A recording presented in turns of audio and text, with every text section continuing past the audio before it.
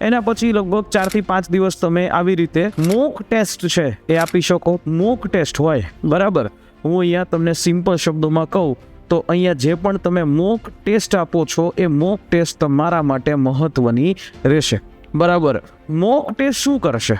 Mock ટેસ્ટથી તમે કેટલા પાણીમાં છો ને એ તમને ખબર પડશે. તમને પ્રશ્નોની અંદર હવે ક્યાં પહોંચ્યા છો, તમારું રીડિંગ કેવું છે, એ સારું છે, ખરાબ છે કે મીડિયેટ લેવલ ઉપર છે, એ તમને અહીંયાથી ખબર પડશે. તો મોક ટેસ્ટ તમારા માટે ખૂબ મહત્વનો રોલ ભજવશે. તમને જેની પણ મજા આવે છે એની મોક ટેસ્ટ આપો અને એનું એનાલિસિસ કરો કે ભાઈ 200 માર્કથી પહેલી મોક ટેસ્ટ મળી તો 200માંથી પહેલી મોક ટેસ્ટ બાદ મને કેટલા માર્ક મળ્યા. ધારો કે 200માંથી પહેલી મોક ટેસ્ટમાં 55 મળ્યા, તો પછી તો કે બીજી મોક ટેસ્ટ હોય તો એમાં કેટલા મળ્યા, 200માંથી હવે 55ની જગ્યાએ મને તો 70 મળ્યા.